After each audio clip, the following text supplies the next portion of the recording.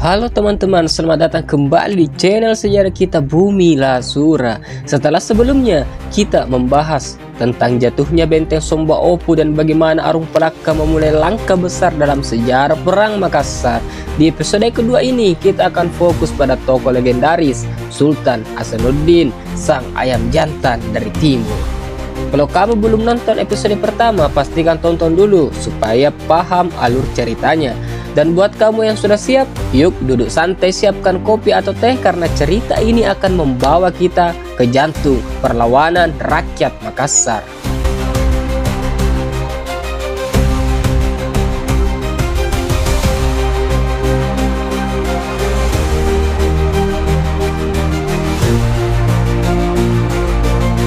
Sultan Hasanuddin adalah Raja Goa ke-16 yang naik tahta pada tahun 1653. Menurut sejarawan Anthony Wright dalam buku Southeast Asia in the Age of Commerce, Sultan Hasanuddin dikenal sebagai raja yang cerdas, berani, dan diplomatis. Ia mewarisi kerajaan yang kuat, namun juga berada di ambang ancaman besar dari luar, yaitu VOC Belanda yang terus melebarkan pengaruhnya di Nusantara. Menurut sumber dari VOC Archives, Belanda tidak pernah berhasil menundukkan Makassar dengan cara biasa. Mereka menghadapi perlawanan sengit dari Sultan Hasanuddin yang menolak tunduk pada monopoli dagang VOC. Sultan Hasanuddin percaya bahwa Makassar berhak berdagang secara bebas dengan siapa saja, baik pedagang Asia maupun Eropa. Teman-teman, bayangkan kalau kalian jadi raja di tengah tekanan politik dan ekonomi seperti itu, apa yang akan kalian lakukan? Bertahan atau kompromi? Tulis di kolom komentar, aku pengen tahu perspektif kalian. Nah, dalam menanggapi ancaman VOC, Sultan Hasanuddin mulai memperkuat sistem pertahanan. Salah satu strateginya adalah memperbaiki dan memperluas benteng-benteng pertahanan, terutama benteng Somba Opu, serta mempererat aliansi dengan kerajaan-kerajaan lain seperti Ternate dan Banten. Namun, disinilah tantangan besar datang.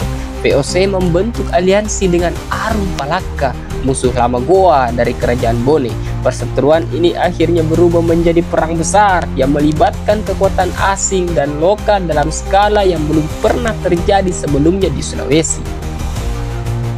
Menurut catatan Cambridge History of Southeast Asia, Sultan Hasanuddin bukan hanya ahli strategi, tapi juga pemimpin yang sangat dekat dengan rakyatnya. Ia ikut turun ke medan perang, tidak hanya memberi perintah dari istana. Semangat inilah yang membuat rakyat Makassar sangat setia kepadanya. Teman-teman, coba bayangkan pemimpin seperti itu hari ini. Pemimpin yang berdiri di garis depan, pemimpin yang langsung berbaur dengan pasukannya. Menurut kalian, apakah kepemimpinan seperti ini masih ada sekarang? Tulis di kolom komentar. Lanjut, dalam pertempuran demi pertempuran, pasukan Makassar menunjukkan semangat pantang menyerah. Mereka bertahan di benteng Somba Opu meski dikepung dari berbagai sisi. Sultan Hasanuddin menyusun strategi gerilya dan mempertahankan logistik dengan sangat hati-hati. Namun, keunggulan senjata VOC, meriam, kapal perang, dan pasukan bayaran dari luar negeri perlahan mulai menggoyahkan pertahanan Makassar. Selain itu, Arung Palaka mengenal betul medan-medan yang ada di Sulawesi dan pasukannya melancarkan serangan yang sangat efektif dari sisi daratan. Disinilah titik krusial terjadi. Meskipun Sultan Hasanuddin masih bertahan, kondisi internal mulai goyah, beberapa bangsawan mulai ragu, perbekalan menipis, dan tekanan VOC semakin kuat.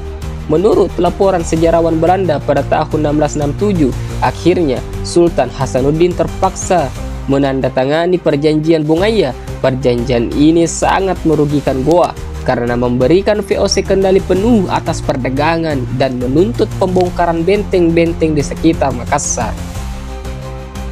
Tapi jangan salah, teman-teman, meski perjanjian ini ditandatangani, perlawanan belum berhenti. Sultan Hasanuddin tetap berjuang dan dianggap sebagai simbol perlawanan anti kolonial paling awal di Indonesia. Makassar memang kalah secara militer, tapi semangatnya tetap hidup hingga hari ini. Sultan Hasanuddin dikenang sebagai pahlawan nasional Indonesia dan perjuangannya menjadi inspirasi bagi banyak generasi. Teman-teman, bagaimana menurut kalian? Apakah Sultan Hasanuddin seharusnya tetap berjuang hingga akhir, atau keputusan menandatangani perjanjian itu adalah strategi untuk menyelamatkan rakyatnya? Tulis pendapat kalian, karena ini bukan hanya kisah sejarah tapi juga tentang pilihan, strategi, dan keberanian. Tulis pendapatmu di kolom komentar.